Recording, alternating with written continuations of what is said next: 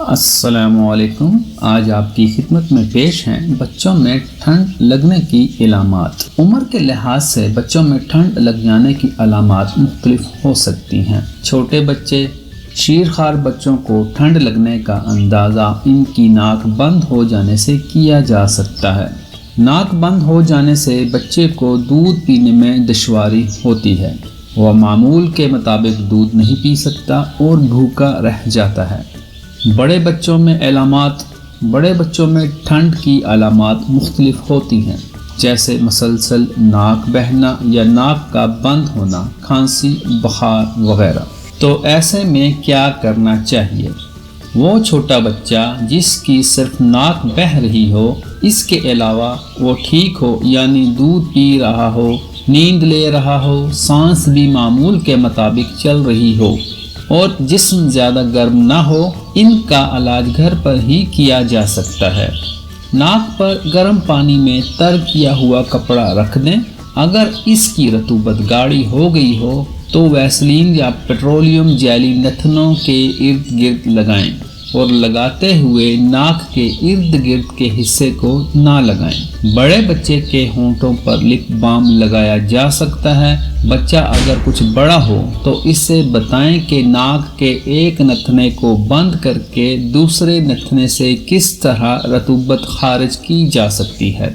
اگر بچہ زور لگا کر دونوں نتنوں سے بیک وقت رطوبت خارج کرنے کی کوشش کرتا ہے تو ایسی صورت میں اس کے کان میں انفیکشن کا خطرہ ہو سکتا ہے۔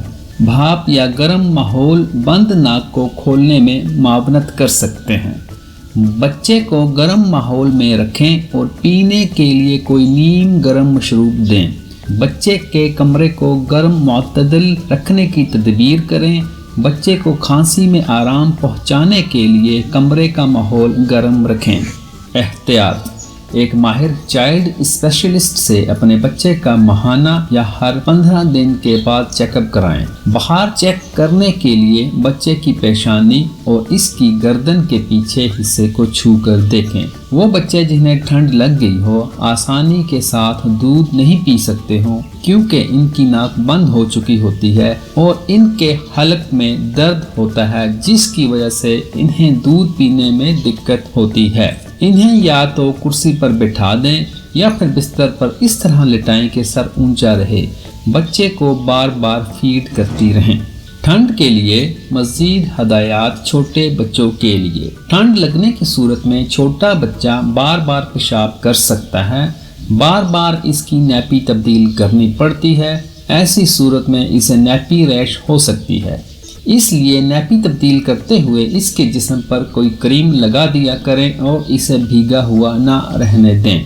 ٹھنڈ زدہ بچے کو لگنے والے پیدائشی ٹیکوں کا کورس معمول کے مطابق جاری رہنا چاہیے۔ بہتر ہوگا کہ ٹیکوں سے پہلے ڈاکٹر سے مشورہ کر لیں۔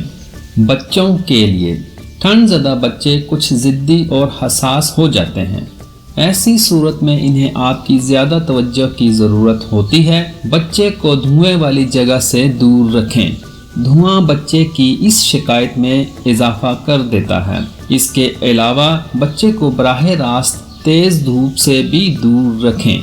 ٹھنڈ کے حوالے سے یہ بھی جان لیں کہ بعض اوقات انتہائی سردی سے نہیں بلکہ وائرس کی وجہ سے ٹھنڈ لگتی ہے۔ بچے کی طبیعت زیادہ خراب ہو جائے تو فوراً ڈاکٹر کو دکھائیں۔